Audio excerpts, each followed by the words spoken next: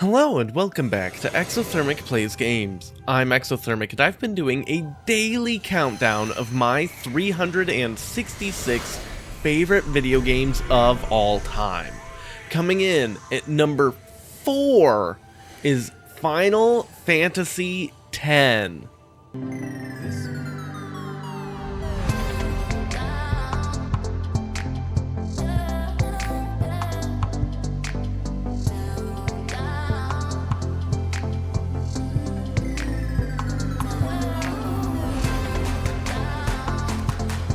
Straight back home. It's difficult, but if I had to pick a favorite gaming console, it would be the PlayStation 2.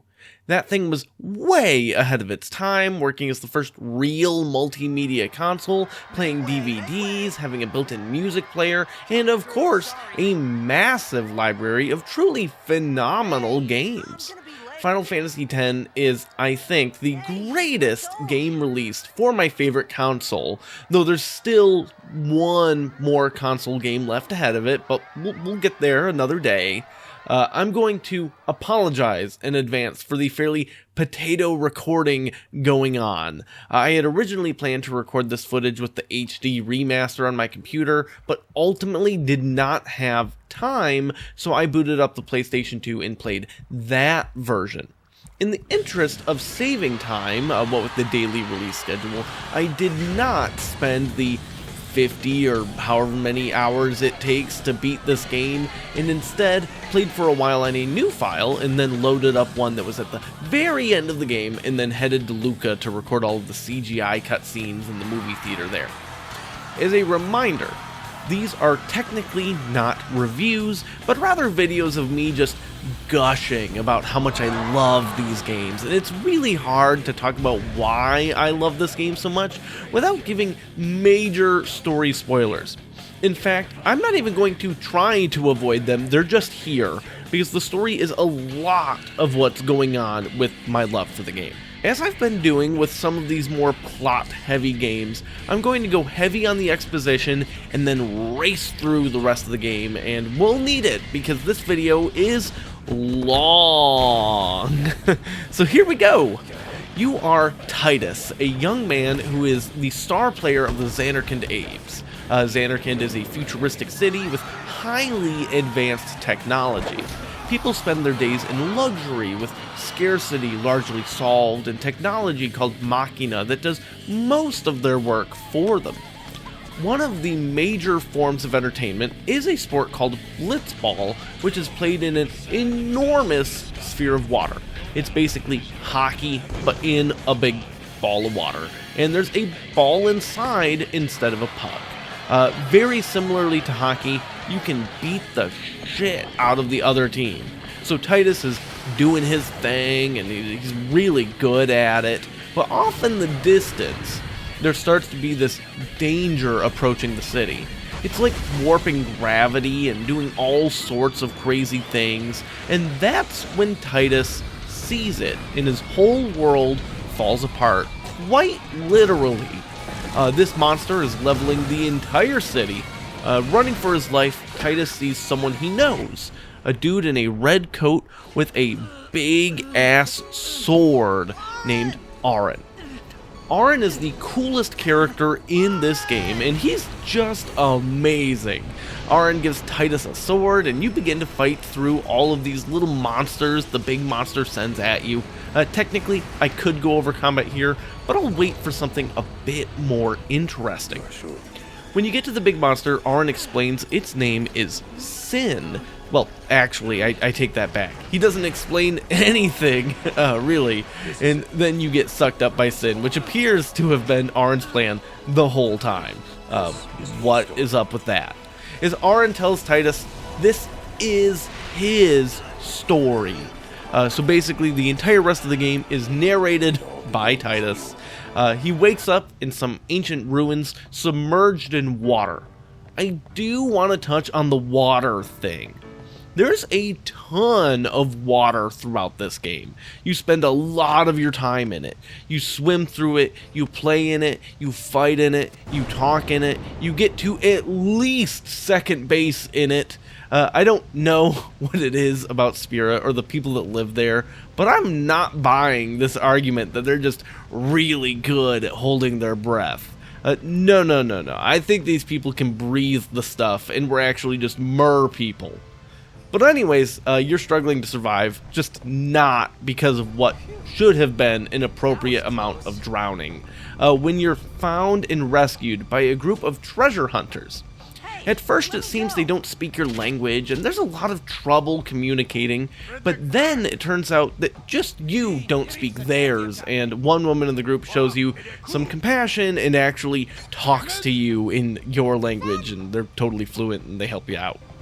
You learn a lot from her, like that her name is Riku, and she's an Albed, a people with a unique culture from the rest of the world, and some identifying physical traits, like they have green eyes with irises that spiral towards the pupil. It's kind of cool. But more importantly, she tells Titus that he can't have possibly been from Zanarkand because Sin leveled that entire city 1,000 years ago.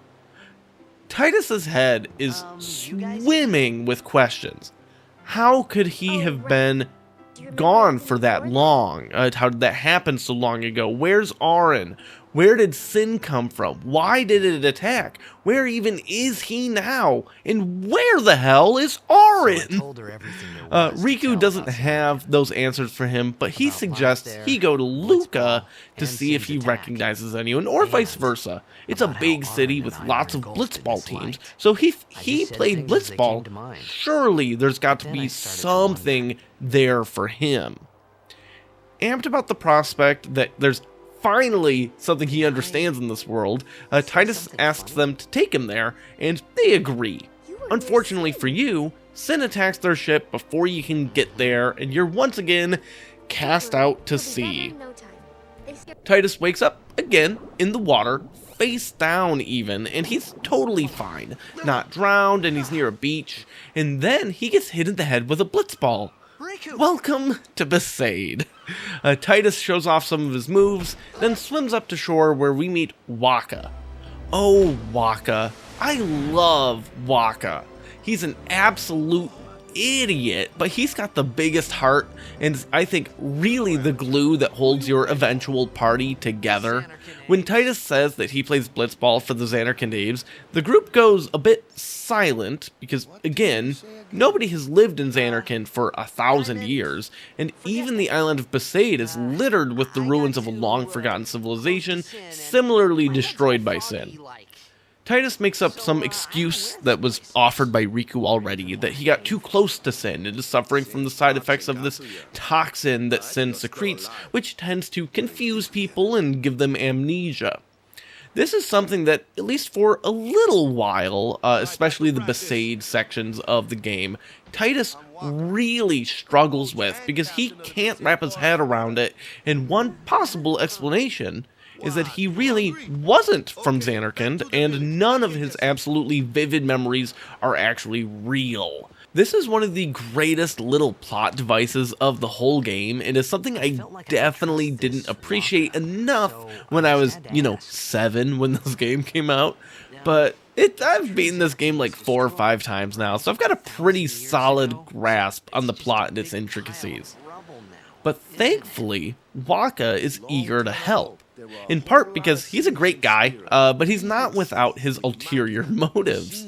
He's the coach and captain of the Besaid RX, a professional blitzball team, and also the laughingstock of the blitzball world. In 10 years, they haven't won a single match. They had a real chance last year, but something happened that kept Wakka's mind out of the game, and they lost again. He's retiring to focus on other aspects of his life after the upcoming tournament, but if they could add a player of Titus's skill to their roster, they'd have a real chance at something at least. So Wakka goes out of his way to help Titus and answer his questions. And thank you, Wakka, because we finally get some real answers. We still don't know where Sin came from, but we do know that it targeted all of the cities that used a ton of Machina. So the theory is that it's certain kinds of Machina itself that lures Sin to attack you, and there's a world religion now called Yevon, which guides the world, with its teachings about independence from Machina, though some things are allowed, like you can use simple tools, and bizarrely everything associated with making Blitzball work as a sport, like a self-contained water sphere, along with various devices powered by other spheres. They like spheres and Spira. It's, a lot of the names here are pretty on the nose. The spheres, though, are basically data banks, and you can do a lot with them. I'll get to the sphere grid in a minute here, but an easy example is there's basically camcorders that exist by recording footage into spheres, and that comes up a bit later. Waka also teaches you at least a little about how society has been combating sin for the last 1,000 years. There are people called summoners, and they make a pilgrimage through all of Yevon's temples to pray to these divine creatures called Aeons. These are the summons for the game, and most of them are pretty standard fare for Final Fantasy, like there's Ifrit and Shiva, but there's some more unique ones, especially as you get later into the game. One of the things with the post-game is that you can explore the world in a more variety of ways, because you'll have an airship and things open up, and you can actually go through ruins and you find special Aeons that are not part of the normal story, and they're really powerful and really cool. You can get the Magus Sisters, which is actually a big boss in Final Fantasy VI, but now you can summon them to fight for you. It's really sweet. So these summoners go on their pilgrimage, and every 10 years they initiate what's called a calm. This mostly satiates sin until the next calm, but we don't know exactly what the details of how a calm is started, other than the journey is perilous, so they often have groups of fighters traveling with them as their guardians. But people justifiably idolize and look up to these summoners. Besaid has one of these temples, and one summoner, or at least an aspiring summoner, has been inside the temple for longer than she should have been. And Waka is growing worried. So Titus, despite being told repeatedly by lots of people not to, and that it's forbidden, and that it could ruin everything, enters the Cloister of Trials at the temple to go check on this summoner. Every temple, as we'll go to them all, have these trials, and it's really a puzzle section of the game. You utilize spheres to open doors and create pathways and move different things around in rooms. Generally, each temple has its own gimmick, like the temple for Shiva, the Ice Aeon, has sliding blocks of ice. The temple for Ixion, the Lightning Aeon, has things about powering stuff up and down with electricity. Each temple is pretty fun and unique and memorable in its own way, all the way down to the Hymn of the Faith. Do do do do da da da da da. That thing that you hear at each of them being sung by different people, and sometimes in different keys based on the location and culture surrounding it, is a great little bit of world building, and it adds just so much more character to each of these set pieces you experience that are all integral, massive milestones within the plot. And in fact, you know what? I just want to take a moment to appreciate all of the music in Final Fantasy X. It has one of the greatest soundtracks ever made, and what's so fascinating about that to me is that it's the first one in the mainline titles for Final Fantasy that isn't solely done by Nobuo Uematsu. The massive score here is split between him and Masashi Hamauzu, and they both did such a great job really complementing each other, with Uematsu focusing on the more lore-centric melodic stuff, and Hamauzu doing the more ambient background stuff. I've listened to some of these songs hundreds of times. There's a very real chance I've listened to the song Wandering at least a couple thousand times. Not only is it a mainstay on my sleep playlist when I sometimes listen to that when I'm having trouble turning my brain off, but whenever I'm nervous or anxious, I can listen to the song and it usually helps me out. It's terrific. I'm just gonna mute the video in the background as I'm running around here for a bit and let you listen.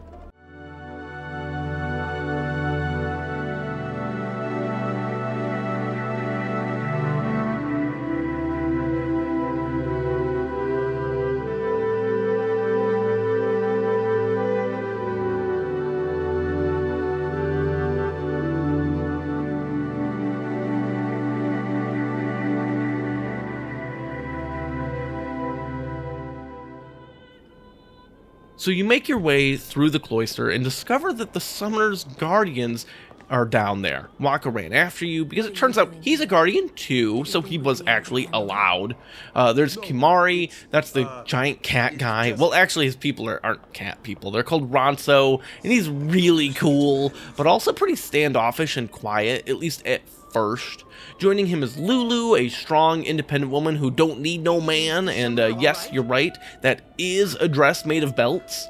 I remember reading an interview in the back of the strategy guide we had growing up with Tetsuya Nomura, who did the character designs for this game, and he was asked who his favorite design was in the whole game and why, and his answer was basically, "Oh, my favorite is definitely Lulu, and as for why..."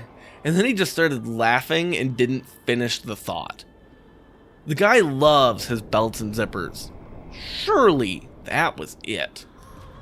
Amidst all of the arguing about whether Titus should even be there, the door opens and out emerges our summoner, Yuna. Despite her exhaustion, needing to be helped by Kimari, she's able to put a smile on her face and announce that she has succeeded in her efforts and is now a proper summoner, able to communicate with the Aeon Valifor. When we get a good look at her face, it's important to note her eyes. She's half Al-Bhed. To Titus, this may just be cool, but it has a lot of implications throughout the world, and we'll revisit it later.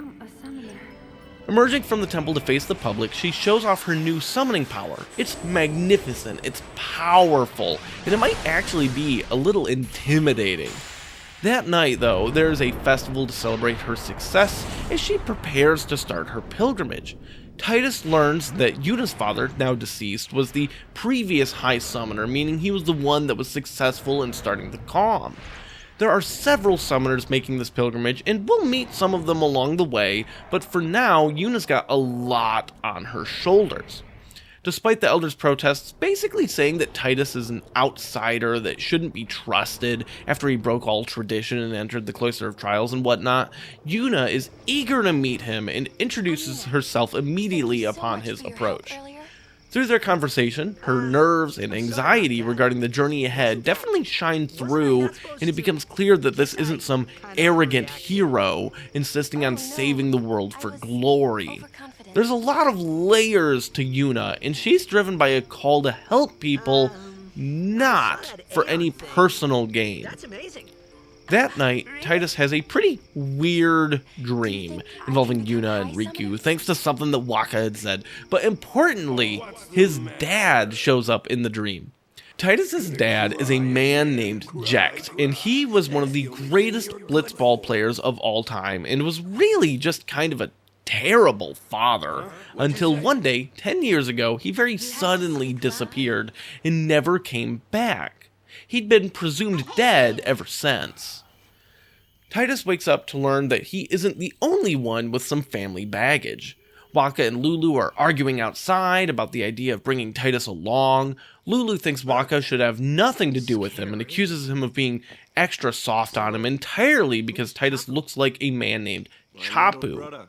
When Waka comes back inside, Titus asks him about it, and we learn that Chapu was Waka's younger brother. He joined the Crusaders and went off to fight Sin, when one day, he never came back home. The day that Waka learned about it was the day of the tournament the previous year, and is what drove Waka to want to quit the game and become a guardian for Yuna. He wants so desperately to do something for the world to make sure that Chapu didn't die in vain, but at the same time, it's tearing him apart with guilt that just 1 year later he's spending more time thinking about and being excited about Blitzball than his role as a guardian. There's a ton of depth to Waka, and he's very endearing, and really, there's at least this level of depth to just about every party member in this game. It's one of the greatest ensembles ever put together, and the character-driven narratives of Final Fantasy X are one of its biggest strengths. Once we're all packed up and ready to go, we set sail for Kilika, the next leg of Yuna's pilgrimage. While on the boat, Yuna and Titus find some time to talk and get to learn more about each other. Titus expresses his frustration that nobody believes he's from Zanarkand, and much to his surprise, Yuna says she believes him, and she's got some pretty good reason to.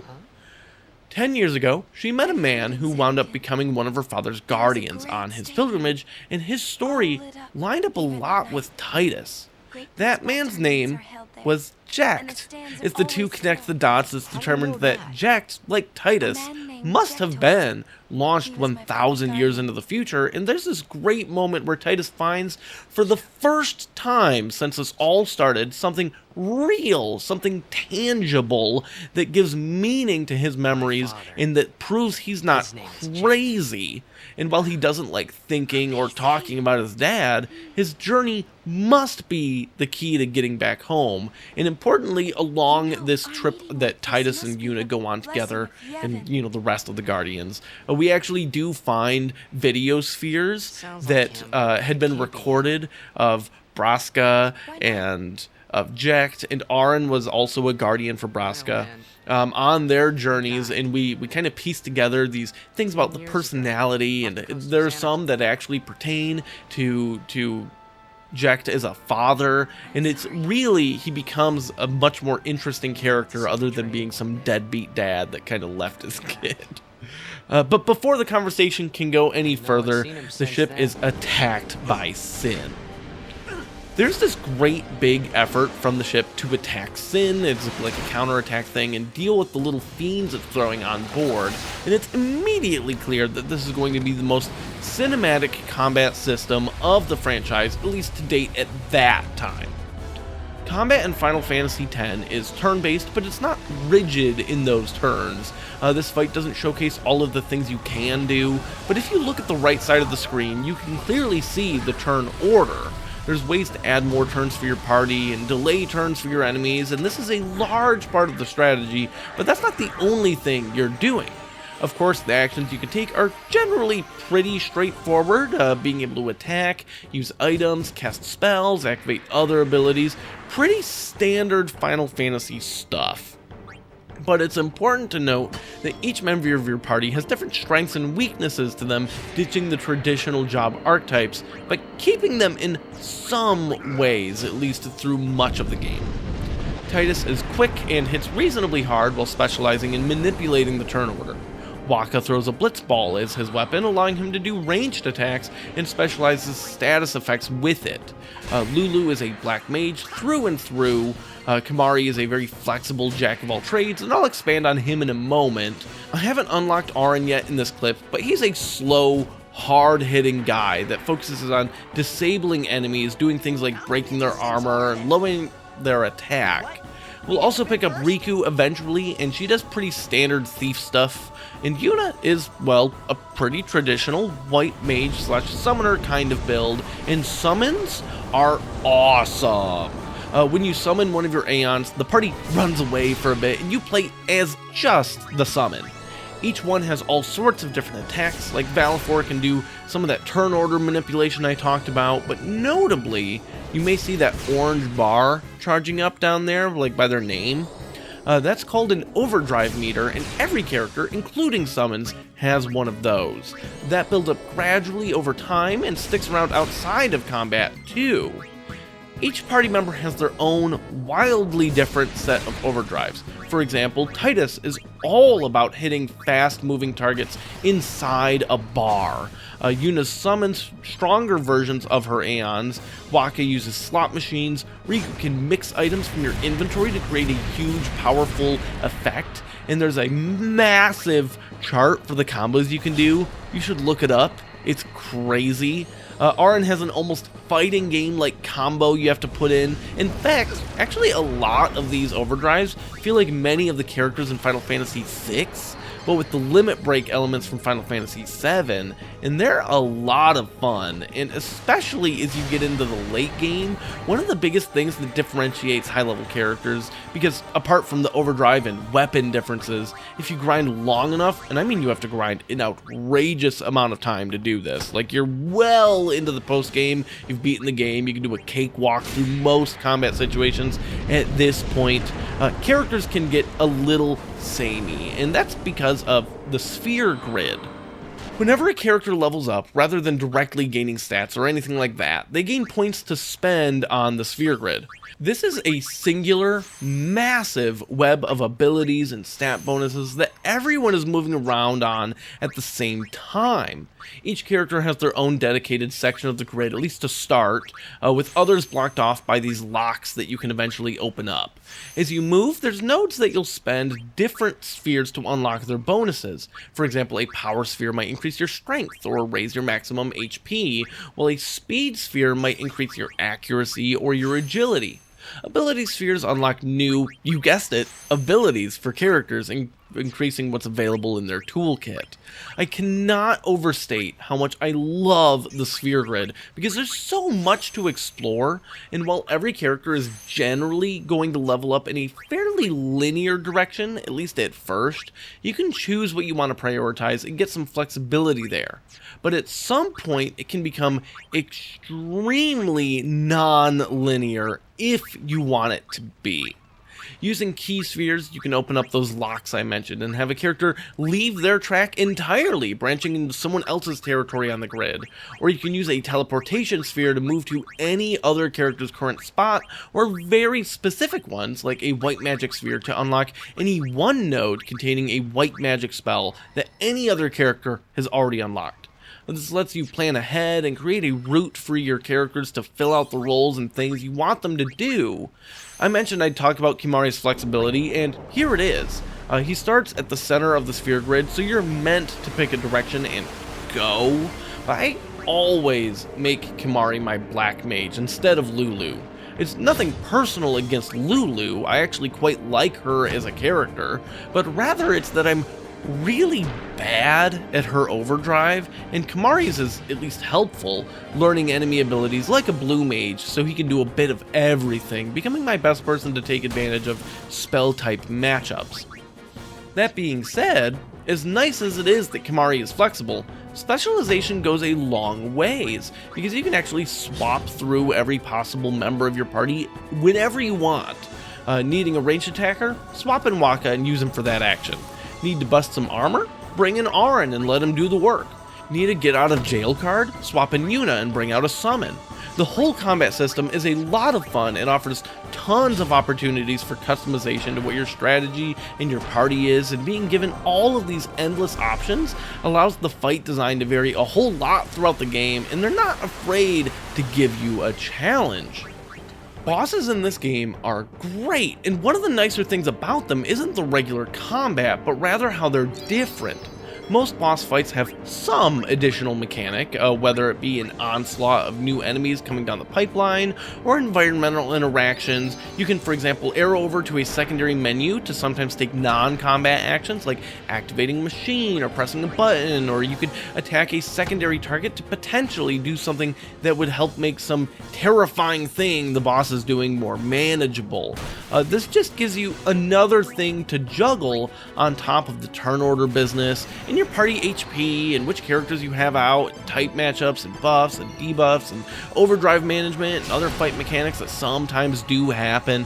I love when a game gives me another thing to juggle, and I've got to figure out how to navigate through it all like one big evolving puzzle, and Final Fantasy X does just that on a larger scale than any other turn-based game that I can think of.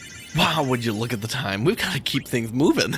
Ultimately, we fail in stopping Sin from reaching the port town of Kilika, and he kind of destroys the place. Tons of people die, the ship is in disarray, and the docks themselves are severely damaged. It's an absolute and utter catastrophe. This is the first time outside of the hectic haze that was the attack on Zanarkand that we see the utter devastation that Sin brings. Only this time, we're able to see the dead, but more importantly, the distress of those that survive.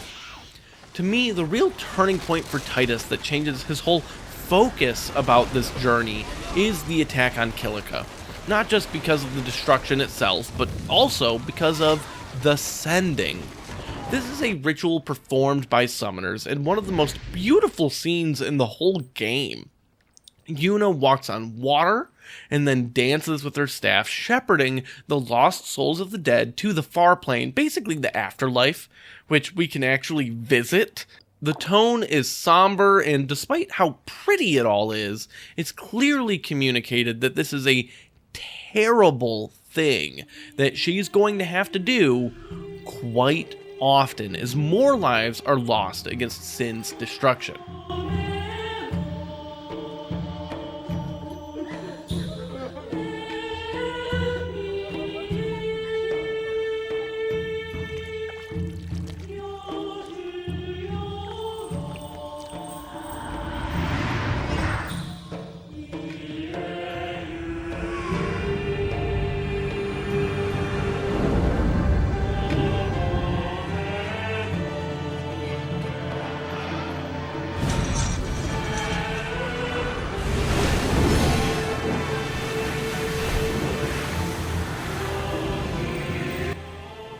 Alright, are you ready to race through the rest of the game? Titus becomes a guardian and joins Yuna on her pilgrimage to go to the Kilika Temple, where we get the Aeon Ifrit, and then we're well on our way to Luca. This city is, at least relative to most other population centers of the game, massive, and actually feels much closer to a technological hub than everything else. Importantly, we get to play in the Blitzball tournament. Did I say we'd race through the rest of the game? I mean, we'd just rank an entire extra game inside this one. I love Blitzball. It really could have been, and I think it's a huge missed opportunity that they didn't make one. An entire standalone game.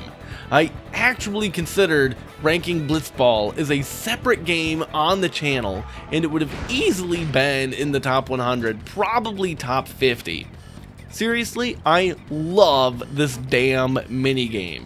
You play the one tournament here as part of the story, but you can just keep playing throughout the rest of the game, and there's a whole team management aspect. You can recruit players by paying them money for their contracts if their original team didn't renew, and there's additional tournaments with all sorts of prizes. Like in the post game, every character has an ultimate weapon that you get from some way, whether it be a mini game or a really well hidden chest or whatever. You upgrade those weapons by getting sigils and crests. The crest part is easy, you just find it. It's in a chest, you go, you get it.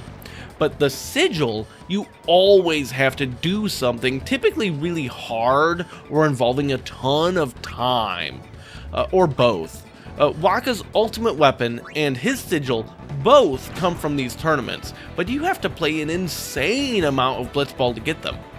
I got them, and then just kept going on my original file to the point that I had maxed out the levels of every member on my team and tried to build the perfect squad and still just kept playing. But those bastards at the Albed Sykes never, ever, ever let go of their goalie, Nimruk, the greatest goalie of all time. Don't get me wrong, I love Keepa dearly, but Nimruk is a much better goalie. That being said, Keepa develops a pretty insane shooting stat at the highest levels, so he pairs well with Titus and Wakka on your center line when you get that far into it, if you can get one of the other couple of better goalies. Which, I mean, Keepa's no slouch, so he's fine as a goalie. So how do you play Blitzball? It's actually pretty simple. You have 6 members on your team at a time, 3 center players who are meant to play largely offense but can't fall back to defend, 2 defenders, and 1 goalie. Whenever you have the ball, there's the character you control. You swim around until you're stopped by defenders, or if there's people close enough to you when you press square to take an action, you could get stopped by them. When you're stopped, you have the option to pass, shoot, or dribble. If you do the first two, you can choose how many defenders you'll let tackle you. Each character has an attack stat and an endurance stat. Basically, attack lowers endurance, and if it gets to 0, you lose possession of the ball. But it's not so simple as just basic math. Each character can learn abilities like special kinds of tackles, shots, or passes, and these can modify your stats for the ability, but also can apply various status effects or have other less direct things that happen, and all of this comes at a cost of health. In fact, everything you do in Blitzball costs health, even just moving around, so that's something you really need to manage if, because you might actually lose a player if they pass out. But once you get the tackling out of the way, you can pass or shoot, which has their own stats, and like attack and endurance, they're compared against block. Get the ball through, and your stat will keep dropping as it travels through the water until it reaches its destination. There's some underlying math I don't fully understand because there's some randomness to it, but if you did a shot, you're going to want it to be higher than the goalie's save value, and you'll hopefully score. Blitzball is played in 2 halves of 5 minutes, and you can swap squad members at halftime, which you largely do for spreading out learning new abilities, because you learn them from watching enemies using them and pressing a button at the right time, but not every ability, at least for Titus, is learned through this method. There's a part of the story where he was always chasing Jack's legacy as a blitzball player, and he had a signature shot that Titus could never do, but eventually, because plot reasons, he learns how to do it. This thing is wild and knocks out multiple defenders before you even shoot the ball, so it's obviously super broken, and Titus really is your star player, and the Luca goers can go and suck it, because we beat them for the tournament. God, I love blitzball. But all good times must come to an end, because there's a ton of fiends that break into the city of Luca, and we find Aaron again, saving the day. But it's not the only one. There's another summoner named Seymour, who's this really creepy looking dude. No, not the thing in the wraps and the chains. That's his signature Aeon anima. This really tall, gangly dude with the hair and the veins. He's a Guado, which is another race in Spira, and they have the strongest connection to the far plane because, well, their capital city sits on top of it. He's extremely powerful and is generally considered the favorite to save the day in the end, at least by the general public. We'll revisit him, but just know he's creepy. As we travel along our pilgrimage, we visit more of the temples and get more Aeons and keep having run-ins with other summoners, their guardians, and of course, Sid. One thing Titus learned while in Luca is that much of the world does not like his Albed friends. In fact, there are those that blame them for all of their problems. Albed generally do not follow the teachings of Yevon and freely use Machina in their daily lives, including in their efforts to still help fight against Sin. They built some really impressive weapons, and while some members of your party, namely Vaka, a devout follower of Yevon, have reservations about allying with the Albed, Yuna's more receptive to their ideas, no doubt because, she's half Albed herself. But unfortunately, things don't go great, but we get away and live to fight another day. Eventually, we run into Riku again, only to discover that her and Yuna are cousins. Yuna's mom is Riku's aunt, and as we later learn, Riku's father, Sid, is one of the most important Albed alive, functionally leading their people. The politics of Spira, as we'll uncover, get pretty messy. But first, we have some other important summoner business to attend to. When we visit Guado Salam, the capital city of the Guado, we also pay a visit to the Far Plane. It's a beautiful place filled with the souls and the memories of the dead. Despite your best efforts to convince him otherwise, Aaron decides he doesn't need to see it. He's going to wait outside. We'll revisit that. While we're in Guado Salam, Seymour proposes marriage to Yuna, actually. Again, kind of a creep. He's way older than her, but he believes that a political marriage of 2 summoners could ease a lot of fears that the people of Spira have, and despite not feeling all that comfortable with it, Yuna winds up accepting, agreeing on the premise, even though she hates the guy. Things are moving fast, and it's not just because I am.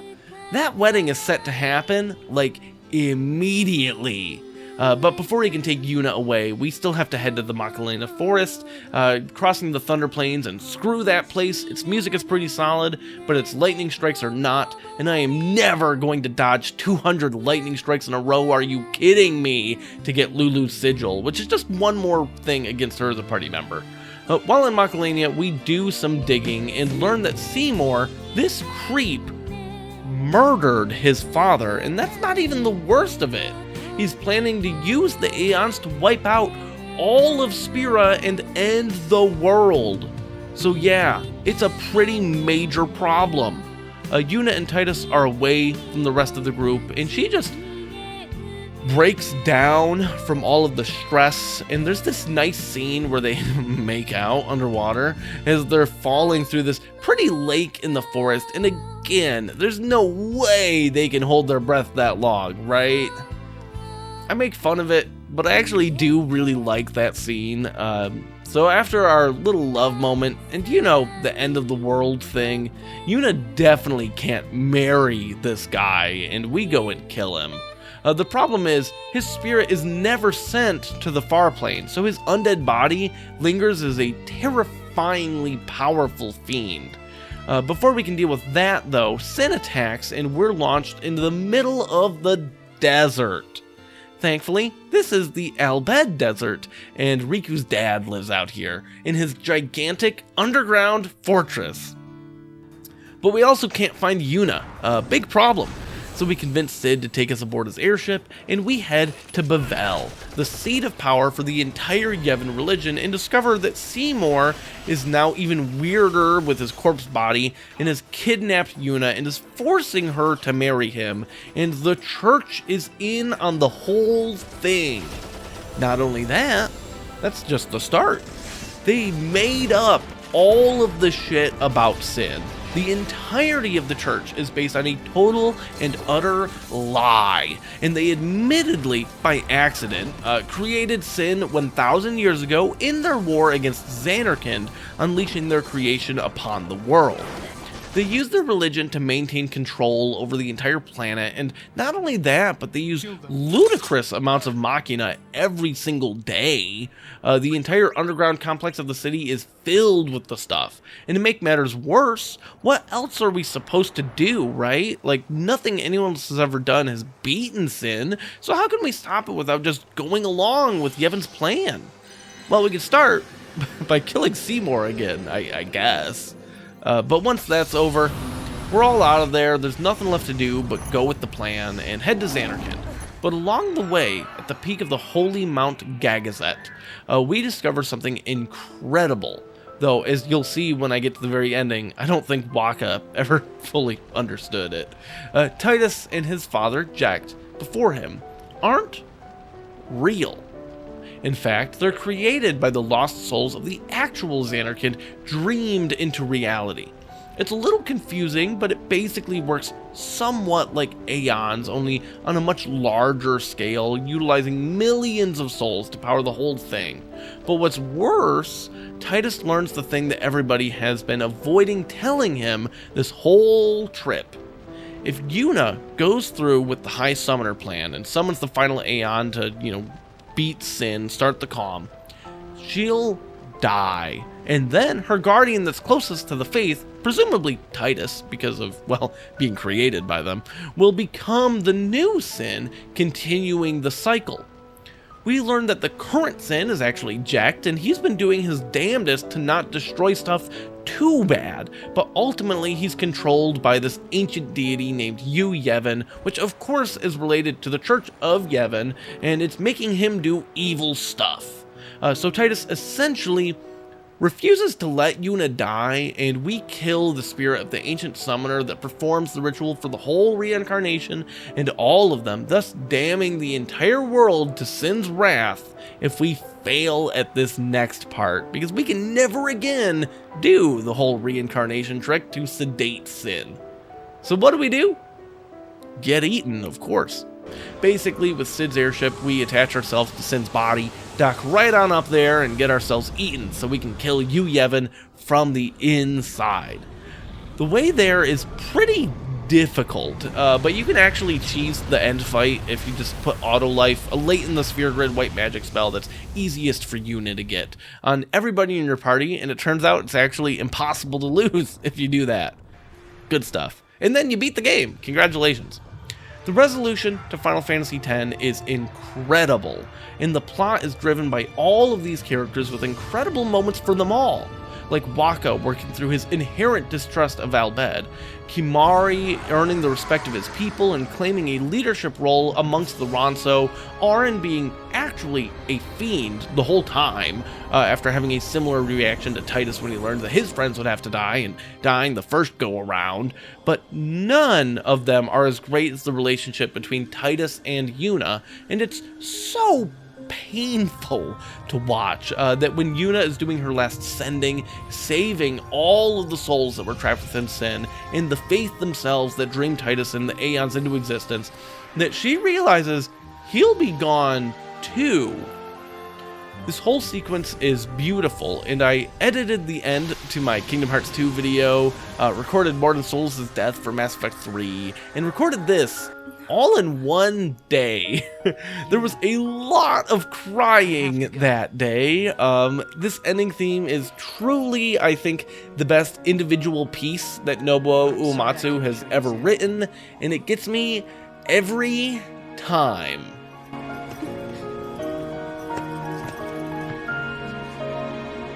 Goodbye. Hey! We're gonna see you again!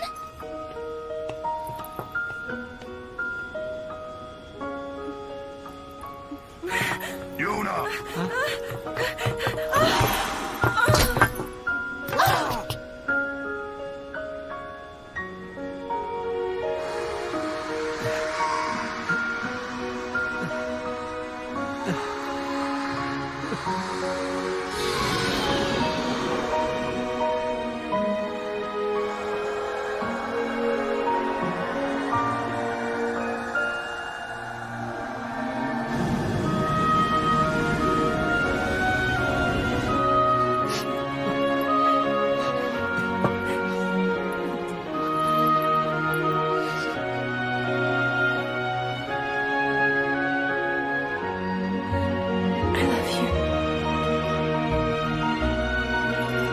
But life must go on, and Yuna, still freshly grieving over everything that's happened, like it or not, is the face of the world. She's ushered in the eternal calm, so that Spira must never struggle against sin ever again. I think the game's story has a lot going for it, obviously, and every part of Spira is a memorable and intriguing world, but nothing is quite so interesting as the game's messages and themes about religion. There's a lot of angles to look at it, I think. You could be cynical and claim that Yevon had been the antagonists all along, fooling the world with their indoctrination and lies, but there's another side to that coin as well. Beyond the initial devastation caused by the war between Zanarkand and Bevelle, but the reality is that they really did bring the world together and gave hope in dark times. Sure, the leadership was beyond corrupt and evil, but the ideals held something I think fairly real, and we really see that when the entire world is singing the hymn of the faith to give hope and back up your crew in the final fight against sin. It's really cool, and I highly suggest you take a look at the soundtrack, whether it be on Spotify or somewhere else, and listen to all of the different versions of the hymn to see the stuff I've been talking about with how it encapsulates the cultural differences and things throughout different peoples of the world of Spira. People sometimes refer to video games as an escape from the harsh reality of our complex everyday lives, and sometimes it's just really nice to get a reminder of the great things that can happen when people from all walks of life and all sorts of places can come together to solve the world's biggest problems and find peace in each other. Join me tomorrow as I talk about my third favorite game where I have an actual, factual addiction.